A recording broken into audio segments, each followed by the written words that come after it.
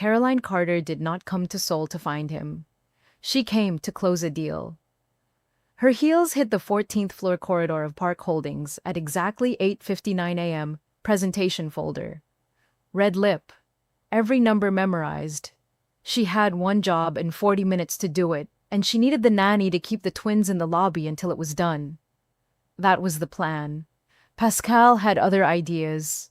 She heard them before she saw the damage. Two pairs of small, fast feet. One pair of grown, desperate ones. The nanny's voice somewhere behind them, hissing in frantic English. Then the conference room door, unlatched someone's mistake, swung open, and Pascal shot through it like a launched missile, and Priska came half a second behind him, and Caroline's entire career flashed before her eyes. The room was full. Suits on both sides of a long glass table, attorneys, executives, men who moved money across continents before lunch. And at the head of it all, him. She had not prepared for him to still be that beautiful. Pascal stopped running. He looked up at the man at the head of the table, the way children look at things they somehow already know.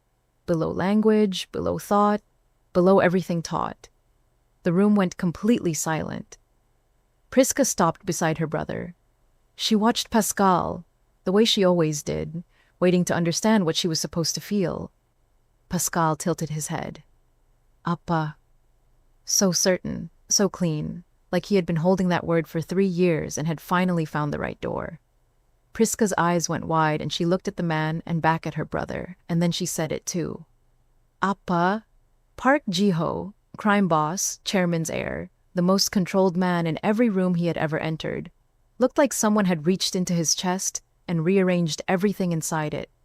His mouth opened. Nothing came out. Caroline walked through the door. She walked to where her children stood, and she looked at Ji-ho across 3 years, and one wrong digit, and 2 human beings who had his eyes, his jaw, his exact specific way of going completely still when something hit them. And she said the only true thing left. They are yours. Ji-ho's hand shot to the table edge. His knees stopped being reliable. The tears came without permission, just fell from a man who had not cried in front of another person since he was 7 years old and decided it was weakness. His whole face cracked open. Shock and grief and something enormous without a name, all of it breaking through at once. A chair scraped hard from the far side of the table. Seo Yeon stood up. She was the kind of beautiful that came from discipline. Precise, curated, never a single thing out of place. She had been in control her entire life. She was not in control right now. Her eyes moved from the twins to Ji-ho, and she waited for him to do what he always did. Step forward. Manage it. Be the measured man she had watched operate in every difficult room. Ji-ho walked around the table. He walked past Seo Yeon, past the attorneys, past the executives who suddenly found the floor fascinating. He walked directly to where his children stood, and he went down, all the way down, this tall, dangerous man folding himself to his knees on a corporate boardroom floor. And he opened his arms. Pascal walked straight in. Priska considered it for exactly 2 seconds. Then she walked in too. Ji-ho held them with his eyes closed and his shoulders shaking, and the whole room held its breath. Seo Yeon waited. 3 seconds. 5. 10. He did not look up. She picked up her bag, and she walked out, and the door closed behind her, and Ji-ho did not move. Caroline stood very still, and watched this man hold her children on a boardroom floor in Seoul, and felt the ground shift underneath everything she had decided to be certain about. She had not come to Seoul to find him. But here was the thing about Park Ji-ho. He found her anyway. If this story already has you somewhere in your chest, subscribe right now. We are only at the beginning, and it gets so much heavier from here. 3 years earlier, Manhattan had been cold and lit and full of people who had more money than meaning. Caroline Carter stood at the edge of a rooftop party with one drink, telling herself this was not who she was.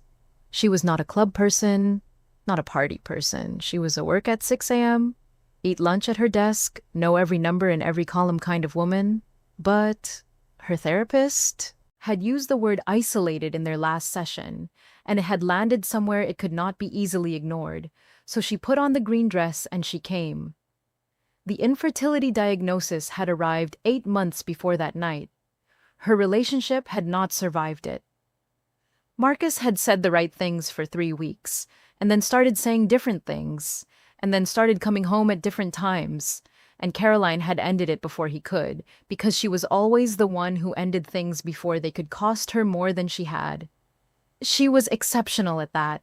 What she was not exceptional at was standing at the edge of a rooftop, carrying the specific weight of a body that had told her no in the most fundamental way a body can. So when a man appeared beside her with 2 glasses and offered one without saying anything, she took it. It was easier than her own thoughts, and she was exhausted from her own thoughts. He was Korean, tall, the kind of face that made you look twice to make sure you were seeing it correctly. He didn't talk much at first, and she appreciated it because she had nothing to offer that wasn't heavy.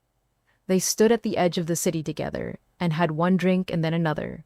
And somewhere in the 3rd drink, the talking started, and somewhere in the talking, the laughing started, and Caroline could not remember the last time she had laughed from somewhere real. Not the professional laugh, not the polished social laugh, but the kind that came from below the ribcage without asking permission. His name was Jiho. He was in New York on business. He said it like business was a word with more floors in it than the building they were standing on. She didn't ask what kind. He didn't ask about the sadness living in the back of her eyes. They gave each other the courtesy of surfaces and let the night handle everything underneath. The number exchange happened in the elevator at 2 in the morning, both of them warm from champagne, his handwriting slightly loose on the cocktail napkin, her voice soft when she read the digits back to him. Neither of them noticed the missing one. Neither of them would notice until it was far too late for noticing to change anything. She found out she was pregnant 6 weeks later. She called immediately. It rang twice and dropped to voicemail. A man's voice, brief and businesslike, speaking Korean. She left a message in careful English. She called the next day. Voicemail. She called 7 more times across the following week. Each time, voicemail. No callback, no text, nothing. The specific cold dread of it formed slowly, and then all at once. The number was wrong. She was calling into a wall. She hired someone, a private investigator with corporate search access. What came back 3 weeks later made her sit down in her office chair and stay there for a long time without moving. Park Ji-ho was not a businessman in any conventional sense. He was the heir to a criminal organization with legitimate holdings threaded across half of Seoul's corporate landscape. Untraceable by design, invisible to anyone who was not already inside his world. The number she had, missing 1 digit, did not lead anywhere. It never would. A woman alone in New York, newly pregnant, with a medical history that told her this should not have been possible. She was not going to chase a Korean crime boss across an ocean with a wrong number and a prayer. She was going to have her babies. Because they were a miracle. Even terrifying, even complicated, even entirely hers alone. They were the thing her body had told her she would never have. She was going to have them, and raise them, and love them with everything she had, and the missing piece of the story was not going to define them or her. Pascal arrived first, 4 minutes ahead of his sister, as though he needed to personally verify that the world was acceptable before permitting Priska to enter it.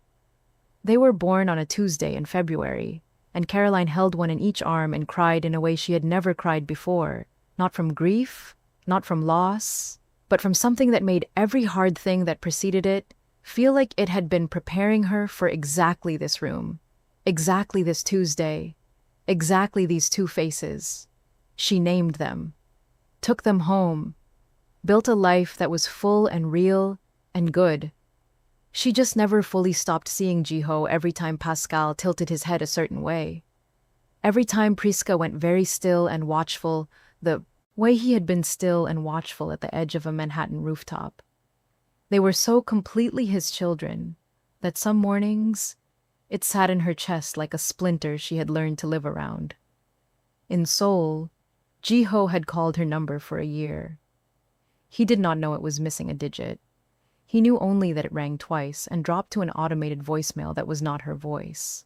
Just a system message, impersonal, informing him that the mailbox was available. He left messages. Not many. He was not a man who pursued things that did not want to be pursued. But he left enough. His name, his number, the careful, honest admission that he had been thinking about her, which cost him something real to say, into the emptiness of a machine that never answered back. By the end of the first year, he had accepted it as her answer. She had made a choice. He did not like it, and he did not understand it, but he forced himself to respect it, because the alternative was becoming someone who didn't. By the second year, he had stopped calling and started burying it the way he buried most things that hurt. Deep, efficient, below function, where they could not interrupt his daily operation. He was skilled at this. He had been doing it since he was a child, learning to be the heir to something he had not asked to inherit. Year 3 was when his father began. Chairman Park Sung-jin did not make suggestions. He constructed realities and presented them as fait accompli. He had decided that Ji-ho's 30th year was the correct time for a marriage that served the family's strategic interests, and he had selected Choi Seo-yeon as the correct candidate, daughter of a pharmaceutical empire connected to 3 government ministries, precise and ambitious and capable of holding the public face of a family like theirs without cracking under the weight of it. Chairman Park had built the entire architecture of the arrangement before Ji-ho was meaningfully consulted. And Ji-ho, who had sealed New York behind him, who had run out of reasons to refuse, who was tired of the particular loneliness of a life lived entirely in function, had agreed. Not with his whole self. He had not agreed with his whole self. Then the deal arrived on his desk. A U.S. brokerage firm seeking a Korean partner for a significant cross-market transaction. One senior representative would be making the Seoul trip to close it. He had not read the name carefully enough. He had handed it to his assistant and moved on to the next item on a very long list. He did not know what was coming through that door. Nobody did. After the room emptied, quietly, efficiently, by assistants who understood when a situation required them to dissolve, Caroline and Ji-ho sat across from each other in the boardroom with 3 years of silence between them like a physical object.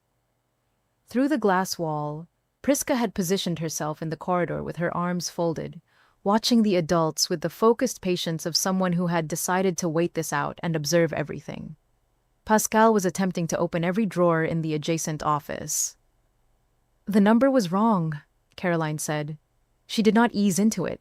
There was no version of this conversation that benefited from easing. "1 digit. I didn't know until I tried to reach you and couldn't." Ji-ho was very still across the table. "How long did you try?" 3 weeks solid. Then I had you investigated." She held his gaze without flinching. "I know what you are, Ji-ho. I knew before I booked the flight to Seoul." Something moved across his face. "Then you know why there was no way in." "I know why." She looked briefly at Priska through the glass, her daughter watching her with those watchful eyes, and then back. "I tried another month after the investigation. Then I was 4 months pregnant, and I had to stop reaching for a door that wasn't opening and figure out what I was going to do with my life." Ji-ho absorbed that without moving. "I called your number for a year," he said. She looked at him. Voicemail. Every single time. "I left messages." A pause. The admission cost him something visible.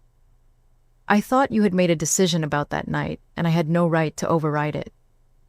"I thought the same thing about you," she said quietly. "I thought you had what you needed from New York and went back to your life." The full weight of it arrived on both of them in the same moment. All the reaching, all the silence. 2 people calling into nothing and reading that nothing as rejection, as indifference, as a closed door, when it was only mathematics. 1 missing digit on each side. A 2-way wall built entirely by accident that had cost them 3 years. and 2 childhoods, and everything that should have happened differently. Jiho stood. He walked to the glass wall and looked at his son in the adjacent office. Pascal had found a chair and was spinning in it with complete satisfaction. And he was quiet for a long time. "Tell me about them," he said, his back still to her, his voice carrying the specific control of a man who was holding something enormous very carefully. So she told him. She told him about the Tuesday in February and the 4 minutes between Pascal's arrival and Priska's. She told him about Pascal's absolute devotion to anything with wheels, trucks, trains, the luggage carousel at JFK, which had produced a level of joy that was almost religious. She told him about Priska's habit of narrating her observations aloud in a running commentary that was already disturbingly accurate and analytical for a 3-year-old. The way Priska could walk into a room and in 30 seconds tell you everything that was wrong with it. She told him about their first words and their first steps and the 18 months she had restructured her entire work schedule around staying close to them because she could not have them in someone else's arms for 8 hours a day.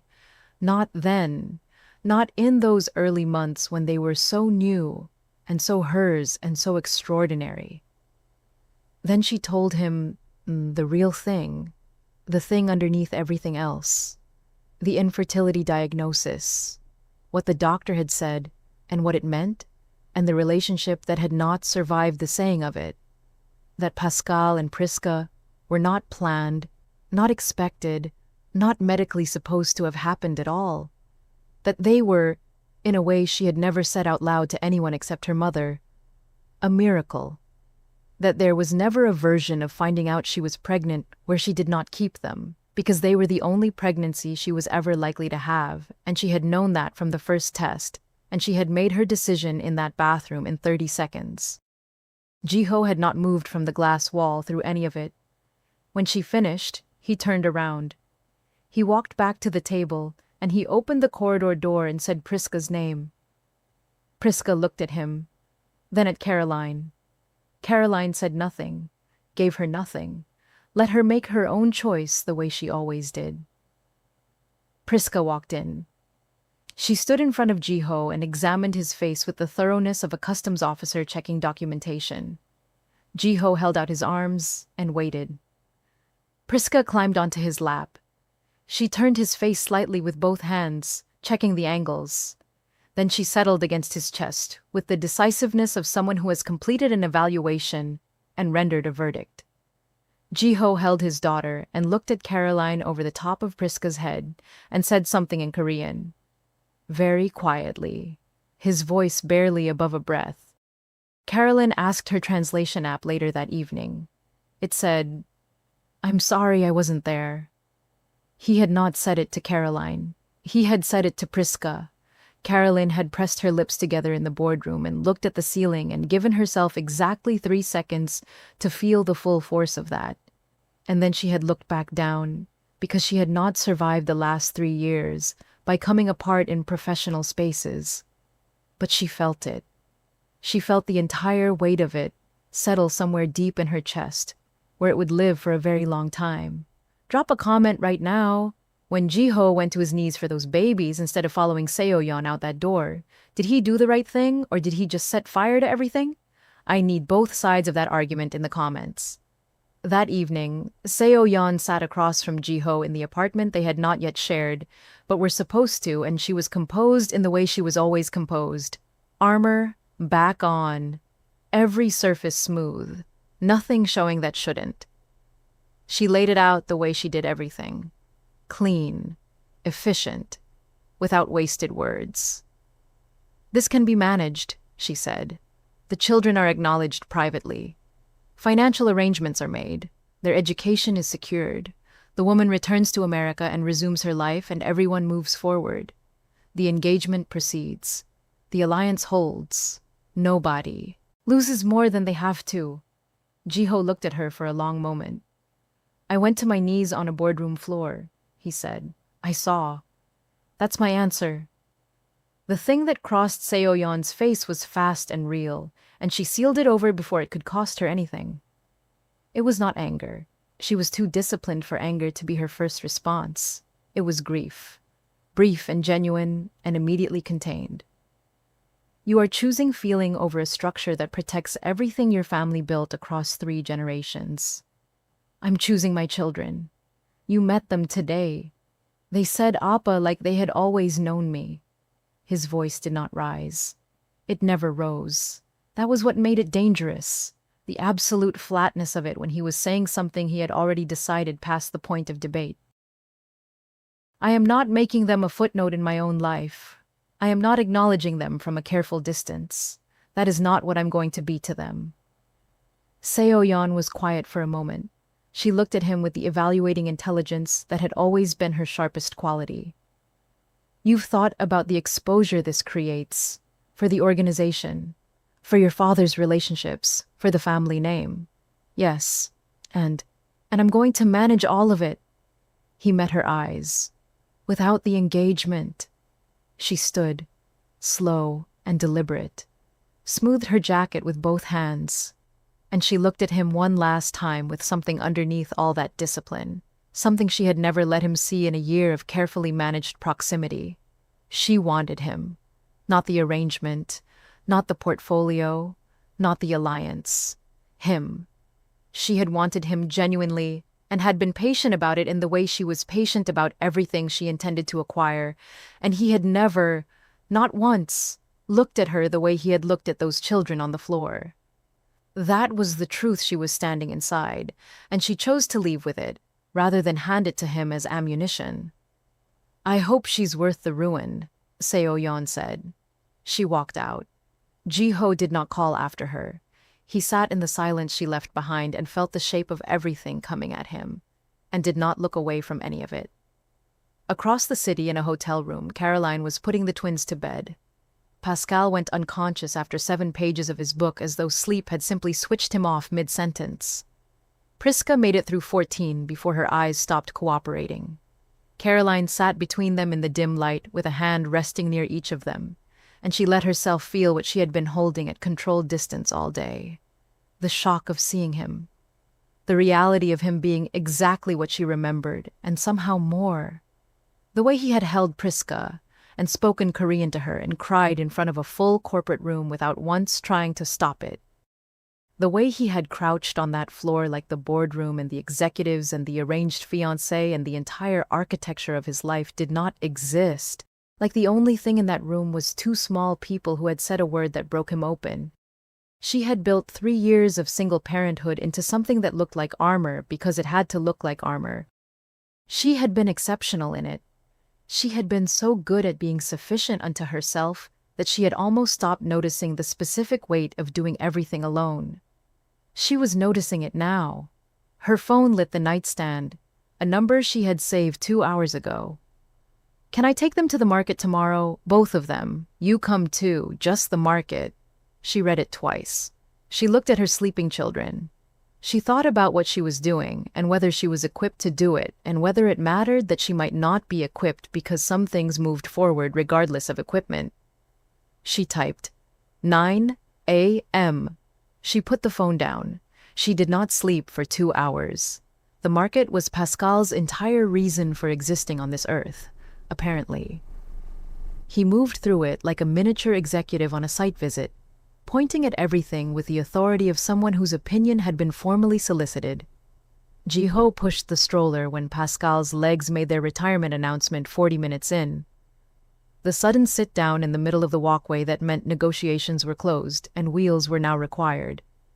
And he pushed it with the same total presence he brought to everything, like there was nowhere else. Like this was the assignment, and he was fully in it.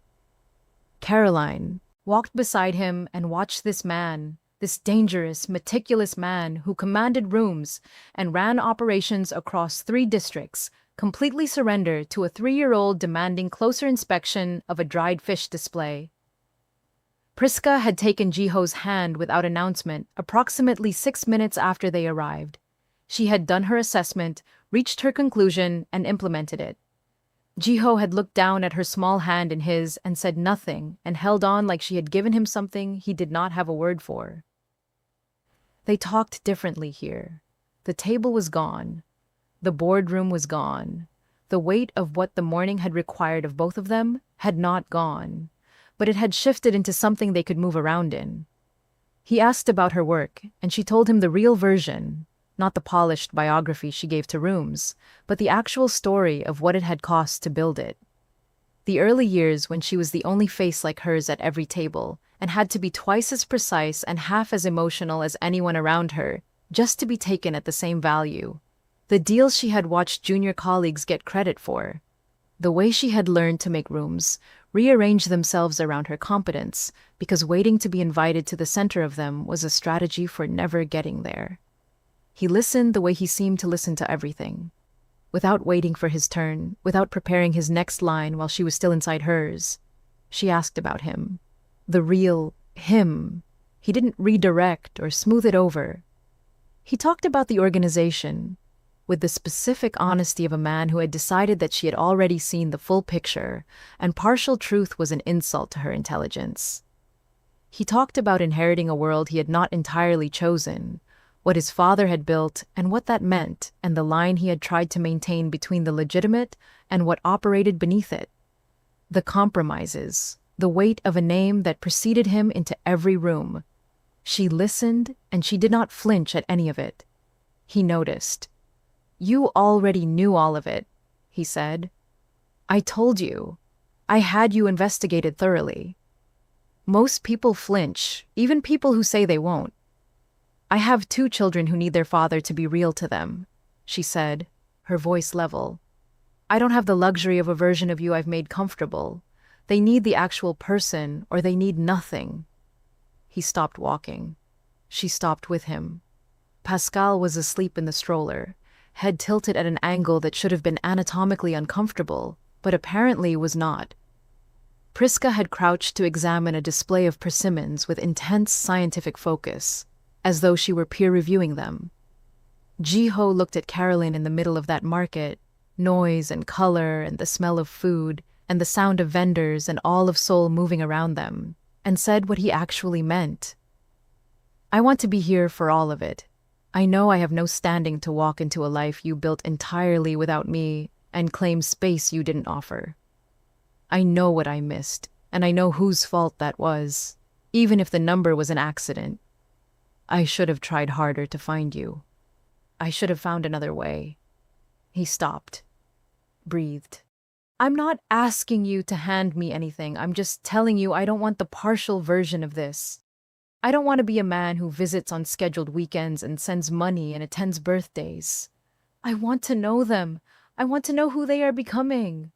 I want—" He stopped again, looked at her directly. "I want to know you. Still. Again. However that's supposed to work." The market moved around them, and neither of them moved with it. "That's a lot to put on a Thursday," Caroline said. Something shifted in his face. The beginning of something she hadn't seen yet. Lighter than relief, quieter than happiness. "I know. I'm not ready to have that whole conversation yet. I know that too. But I'm not closing the door." "That's enough," he said. "That's more than I had yesterday." His phone rang. He glanced at the screen, and his face changed entirely. The open man sealed away in under a second, the controlled executive replacing him so completely it was almost startling. He declined the call and put the phone in his pocket. She had seen the name in the half-second the screen was visible. "Father," she didn't ask. He didn't explain. They both understood that there was an entire separate storm moving toward them, that the market was temporarily keeping at bay. They let the market keep it at bay for another hour. Pascal woke up at a dumpling stall and ate 4 dumplings with the methodical satisfaction of a man completing a task he had set for himself. Priska ate 2 and gave her third to Jiho as though she were bestowing something significant, which, knowing Priska, she was. Jiho ate it with the solemnity the gesture deserved, watching him with them, watching him figure out how to be what they needed in real time, without a template, without any preparation, just trying. Caroline felt something loosen in her chest that had been held tight for a very long time. She was not going to name it yet, but she felt it. Chairman Park Sung-jin received the full report that afternoon. His assistant had compiled it efficiently. Caroline Carter, 31 years old, Black American, senior broker, based in New York. No prior recorded connection to the Park family. The twins, confirmed. The boardroom incident, confirmed. He read through it with the same blank thoroughness he applied to every document, and when he finished, he set it down and looked out the window at the city below for a long moment. "Find out what she wants," he said. His assistant hesitated. "Sir, she came from New York. She has 2 children. She's a professional." He did not turn from the window. Everyone in a situation like this wants something. Money, acknowledgement, security. Find out which one and put a number on it and make this quiet. The man who knocked on Caroline's hotel room door that evening was well-dressed and soft-spoken and completely precise. He placed an envelope on the desk without being invited to do so and explained with great courtesy that the Park family wished to avoid unnecessary complication and was prepared to ensure substantial financial security for her and her children in exchange for a clean and private resolution. She would return to America. The children would be provided for from a distance. Everyone would move forward without disruption. He said it all very calmly, as though he were describing a routine business transaction. Caroline looked at the envelope on her desk. She did not touch it. She looked back at him. "Get out of my room," she said. He blinked once. He picked up the envelope. He left. Caroline sat on the edge of the bed for 60 seconds, and she breathed, and she did not let her hand shake because she had made a decision a long time ago about what she was and what she was not, and a well-dressed man with an envelope had not changed any of it. Then she picked up her phone. Ji-ho arrived in 22 minutes. She told him exactly what happened. She watched the fury move through him. Not loud, not explosive, but cold and organized, and traveling underneath his composure like a current beneath ice, which was somehow more alarming than shouting would have been. "He sent someone to your hotel room," Ji-ho said. Statement, not question. "With an envelope? Did he? I didn't open it. I didn't touch it." She crossed her arms. "Ji-ho, I need you to hear me say something, and I need you to actually hear it, and not just manage it." He looked at her. "I did not come to Seoul to be handled. Not by your father. Not by you. Not by anyone." She kept her voice level because level was how she operated when the thing she was saying mattered most.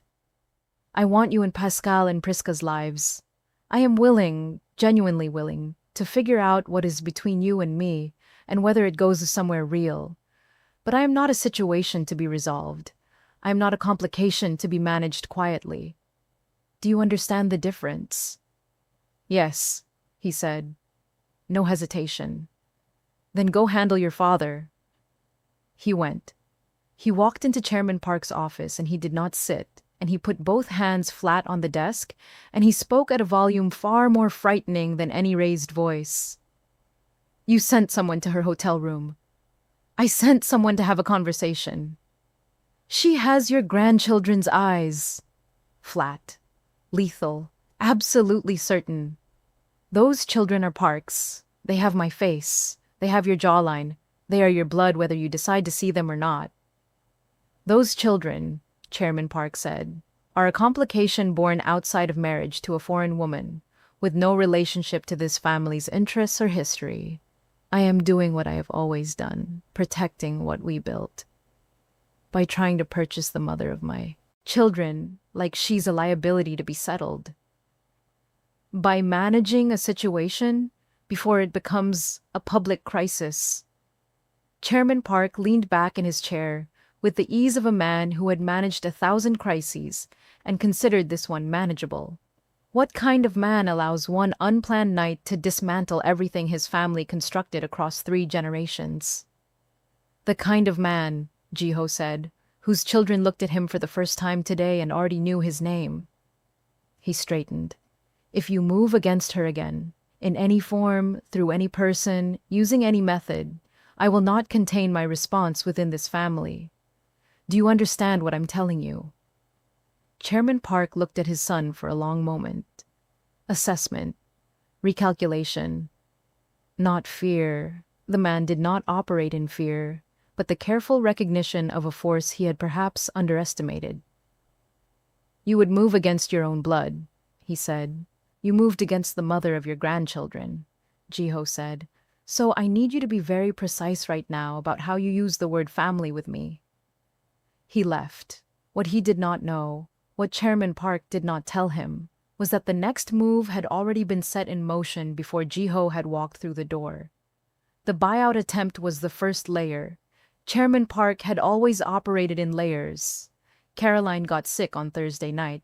It came fast and wrong, not the slow accumulated fatigue of travel, not the recognizable discomfort of bad food, something purposeful, something cold and efficient, moving through her system with an intention that her body registered as threat before her mind fully caught up.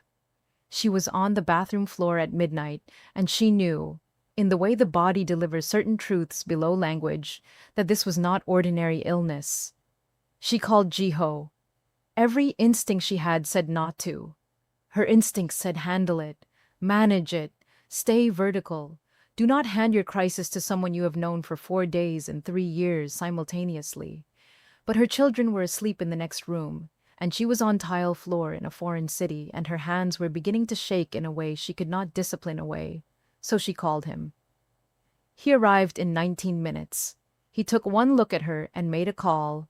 Not an ambulance, a specific person, a trusted name. And 40 minutes later, she was in a private medical facility with an English-speaking physician. And Jiho was in the waiting room with Pascal asleep and heavy against his left arm, and Priska sitting precisely upright in the adjacent chair, watching the door to the treatment corridor with unblinking attention. "Where is Mama?" Priska said. "With the doctors." "Is she going to be okay?" "Yes." No hesitation. "How do you know?" He looked at his daughter. "Because I'm not going to let her not be." Priska examined that answer. She turned it over. Then she leaned slowly against his right arm, and she closed her eyes, and Jiho sat completely still, so she would stay there. His hands were shaking. He sat completely still for 90 minutes, and his hands shook the entire time, and Priska slept against him and did not feel it. Pascal slept on his other side with his mouth slightly open, entirely unbothered by the universe, which was so completely Pascal that under different circumstances, Jiho might have smiled. The doctor came out at 2:15. Jiho moved Pascal to the chair with the hands of someone who had been relocating sleeping children with care for much longer than 4 days. The gentleness of it, the practice of it, the instinct of it, and that was its own quiet grief, what those hands already knew how to do, and had not been there to do. He stepped to the side and he listened to what the doctor told him. He thanked the doctor. He sat back down between his children. He took out his phone and looked at his father's name on the screen for a very long time. Then he put the phone away and sat in the waiting room and held his children while they slept and waited for morning with the particular patience of a man who has decided exactly what he is going to do and is waiting for the appropriate moment to do it. When Caroline opened her eyes, the room was dim, and Jiho was in the chair beside her, and she felt the relief before she fully assembled where she was, or why she needed it. "The kids," she said immediately, "down the hall, sleeping. My man is with them." She let out a breath and let her eyes close for a moment, and then opened them again, because she needed to be present for this. "What did they give me?" she said. A pause. Small. She caught it immediately. "Jiho. They're still running some of the secondary tests." Technically true. Obviously incomplete. She looked at him in the dim light of the room, and he looked back at her, and she saw on his face exactly what he was not saying. She understood it before he had to confirm it, in the way you understand certain things not through logic but through the body, through the cold settling weight of recognition. "Your father," she said. The muscle in his jaw moved, that was all. She was quiet for a moment. long enough to feel the full reality of it without flinching away from it. A man she had never met had tried to have her poisoned in a hotel room in a city she had come to for a business deal. The father of her children, the grandfather of Pascal and Priska. She felt the fear, let herself feel it fully for exactly 10 seconds, and then she set it down because fear was not useful to her right now and she needed to be useful. "I need you to tell me everything from now on," she said. "Not the managed version, not what you've decided I can handle. All of it. Yes. I cannot protect my children on incomplete information. Yes. And whatever this is between us," she met his eyes directly, "it cannot be built on you deciding what I get to know. That's not a partnership. That's not anything I can be part of."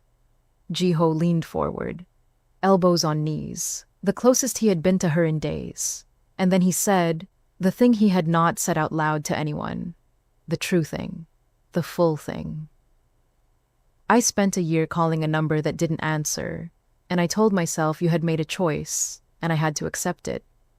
I spent the year after that burying it because that's what I do with things that hurt. I find a place for them below function, and I move forward." He stopped. His voice stayed even, but something behind his eyes was not even at all. "I agreed to an engagement because I had run out of reasons to say no to my father, and I had convinced myself that what happened in New York was a closed door, and I needed to stop standing in front of it." He looked at her. "And then your children walked into my boardroom and said a word that I'm going to hear every day for the rest of my life. And I understood in that moment that there is no version of who I am going to be that does not have them in it. And there is no version of that life that makes sense without you." He paused. "I am not going to manage you. I am going to tell you everything, and I am going to make sure my father does not have another opportunity to touch your life." All of that is true at the same time. Caroline held his gaze. Everything she had built to protect herself was very quiet. "Okay," she said. "Okay," he said. From down the hall came the brief, loud sound of Pascal making a noise in his sleep, indignant, as though someone in his dream had done something unreasonable. And then silence. Both of them turned toward the sound without deciding to, then looked back at each other. The real thing, right there, under hospital lighting, in the wreckage of everything his father had tried to do, still standing. If you're Team Caroline and Jiho, I need you to say so in the comments right now. And if you think she should pack her children and go back to New York and never look back, I need that opinion too. Drop everything below. Ryu Taiwan had been with the park organization for 11 years. He was the kind of man who had made a decision long ago about which park he was actually loyal to and had not revisited that decision once. He had been the one to intercept the order the night Caroline got sick. He had moved fast enough. He had not moved fast enough to prevent all of it, and that sat in him as a debt. He came to Jiho the morning after the hospital with a folder and the expression that people in their world used for information that permanently changed the shape of things. Jiho took the folder. He read it. He read it a second time slowly. The U.S. brokerage deal, the one that had arrived on his desk 3 weeks ago as a standard incoming opportunity. A third-party business consultant on Chairman Park's direct payroll had identified the American company as a strategic target, had engineered the introduction, had arranged for the firm's most available senior representative to make the Seoul trip, and had placed the finalized deal structure on Jiho's desk as though it had arrived through normal channels. Chairman Park had not known her name. He had built a financial trap to consolidate leverage over a U.S. competitor. He had brought Caroline Carter to Seoul himself. Jiho set the folder down with both hands flat on the table and did not speak for a long time. "He doesn't know," Jiho said. "No," Taewon said. "He tried to buy her. He had her poisoned. And he's the reason she was here in the first place." Taewon said nothing. There was nothing to add to that. Jiho picked up the folder and stood. Chairman Park was behind his desk. He was always behind his desk. He had practically fused with the architecture of his own authority. and he held up one finger when Ji-ho entered, finishing a call. Ji-ho stood across from him and waited with the patience of a man who had already completed every decision and was simply waiting for the room to catch up. Ji-ho placed the folder on the desk. Chairman Park finished his call. He opened the folder. He read it with the same controlled blankness he brought to every document, and Ji-ho stood across from him and watched his father's face for the moment. Small, internal, almost imperceptible, when the full picture assembled itself and the man understood what his own hands had built. It came and went in under 3 seconds. Ji-ho let the silence sit for a full minute. "You built the road that brought her here," he said. Chairman Park set the folder down with precision. "You tried to buy her off," Ji-ho continued. "When she refused, you moved to poison. She spent a night in a private medical facility because of an order you gave, and your grandchildren sat in a waiting room not knowing if their mother was going to walk back out. And the document in front of you shows that you are the reason she came to Seoul at all. You built the connection, you arranged the trip, you put the deal on my desk." He placed both hands flat on the surface and leaned in. "Every move you made against her, you made against a woman you brought here yourself." The room held its silence. "The engagement is finished," Ji-ho said. "The deal closes on Caroline's terms. She earned every clause of that negotiation before any of this happened, and she will receive the result she came here for. And if you move against her or my children, through any person, in any form, using any channel, I will not keep what I know inside this family. I will use it. Do you understand what I'm telling you?" Chairman Park looked at his son across the desk. The calculation in his eyes was working, but it was slower than usual, and underneath it, something Ji-ho had never seen in his father's face across 30 years of knowing it. Not remorse, something smaller and colder than remorse. The recognition of a man who has pulled every string available to him and discovered that one of them was attached to himself. He had engineered his own undoing. He said nothing. Ji-ho left the folder on the desk and walked out. Seo-yeon was in the corridor. She had known it was ending. She always knew. It was the quality in her that was sharpest and most reliable, and occasionally most cruel to herself. And she stood with her coat on, and her composure intact, and she spoke before he could. "Don't," she said. "I don't need you to perform the ending. I already know what it is." He stopped. "I knew in the boardroom." She looked at him with a directness reserved for moments when pretense would cost more than it protected. "When you went to your knees, I have watched you operate in difficult rooms for a year, Ji-ho. I have never once seen your face do what it did in that boardroom. Not for anything." Something moved through her eyes, fast and honest, and sealed away quickly. "I kept telling myself the arrangement would become real, that you just needed time to come fully into it, that what you needed was consistency and patience, and eventually you would—" She stopped, lifted her chin slightly. "But you were never fully there. Not once. Seo-yeon, I said don't, clear, not cruel. I mean what I'm going to say next. I hope those children have every good thing. I mean that without reservation." She held his gaze one last time with everything she had never let him see, sitting plainly in her expression. "And I hope she is everything you couldn't stop thinking about. Because you clearly never stopped." She walked to the elevator, straight-backed, precise, carrying herself with the dignity of a woman who had decided that the only thing left within her control was how she made her exit. She made it well. The elevator doors closed. Ji-ho stood in the corridor and felt the weight of the rubble, the damage, the hospital, the 3 years, the wrong number, all of it. And underneath the rubble, something that the rubble had not crushed. Something intact through every version of this story. Something that had survived all of it and was still standing. He called Caroline. She answered on the second ring. "The deal is closing," he said. "Full terms. Everything you negotiated. Nothing adjusted. Nothing reduced. Ji-ho, you don't have to— You did the work before any of this happened," he said. "You get the result you earned." A pause. "How did it go?" "It went." "That's not an answer." He won't move against you again. She breathed out slowly. And Seoyeon. She was more decent about it than I deserved? A quiet moment. Then, are you okay? Nobody had asked him that. Not today.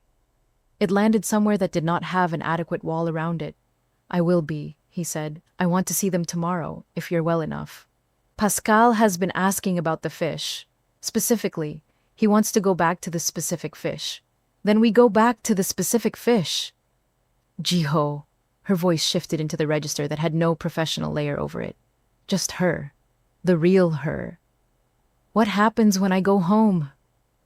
He had been turning that question over for hours, like something with a shape he was trying to identify by feel. That depends, he said. On what? On whether you'll let me stop being on the wrong side of missing you. The silence after that was not empty. It was full of everything that had been accumulating since a rooftop in Manhattan.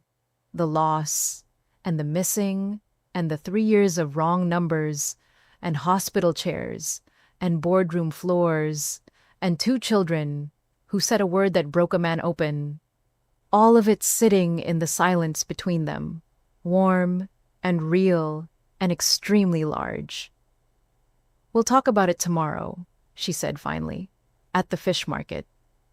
Okay. He stood in the corridor after they disconnected and let himself feel the full thing. The damage around him, and underneath the damage, the extraordinary fact that she was still there, still talking to him, still willing to sit at a market table in Seoul and figure out what came next. And then he moved, because there was a great deal left to rebuild, and he was not a man who stood still in rubble. 3 days later, Caroline stood outside the hotel in the morning light with luggage and 2 3-year-olds who had strong and vocally expressed opinions about leaving Seoul. Pascal had said goodbye to the hotel elevator on 4 separate occasions. Priska had delivered a considered farewell address to the room's window, acknowledging its service. The nanny was managing the bags with the efficiency of someone who had long since made peace with the chaos of her employment. Jiho arrived at 8:52, not to stop her. She had been clear about what she needed, and he had listened to her, actually listened, and he understood the difference between showing up and blocking the door. He arrived the way a man arrives when he has something to say and the window for saying it is closing. Pascal saw him first and made the sound, the specific high urgent Pascal sound that had apparently become Jiho's, and pulled free of Caroline's hand and ran. Jiho caught him in one motion and swung him up, and Pascal grabbed his face immediately with both hands, which was Pascal's method of establishing that something important was about to be communicated. Fish, Pascal said. I know, Jiho said. The fish, again. Yes. When? Soon. The word carried the full weight of a promise. Pascal read it that way and released his face, satisfied with the contract. Priska walked to Jiho at her own pace, which was always deliberate, always considered, never rushed by anyone else's timeline. She stopped in front of him and he crouched down to her level. She studied his face, the full evaluation, thorough and unrushed, and then she placed her small hand on his jaw. You have sad eyes today, she said. A little bit, he said. That's okay. She said it with the gravity of someone delivering important information. Mama has sad eyes sometimes. She still laughs, though. Jiho looked up at Caroline over Priska's head, and his face was completely open. That undefended thing, that unguarded, extraordinary thing that she suspected very few people in his life had ever been permitted to see. And Caroline felt the armor make its final sound. Not breaking, releasing, the difference between a collapse and a choice. She walked toward him. You didn't have to come, she said. I know. We would have called. I know that too. He stood, Pascal still anchored to him, Priska now leaning against his leg with her arms folded as though she were supervising proceedings. I'm not asking you to stay. I know what your life is and what it costs to build it, and I'm not asking you to take it apart for someone you've known for less than a week in person. He looked at her. Directly. Fully. I'm asking you not to disappear. That's the one thing I'm asking. I spent 3 years on the wrong side of one missing number, and I cannot do that again. Tell me you won't disappear. Caroline stood in the Seoul morning with her children around this man who had crouched on a boardroom floor and sat in a hospital chair through the night and told his father things that people in his world did not tell their fathers, and still come back to a hotel pavement at 8:52 in the morning just to say the one true thing out loud before the window closed.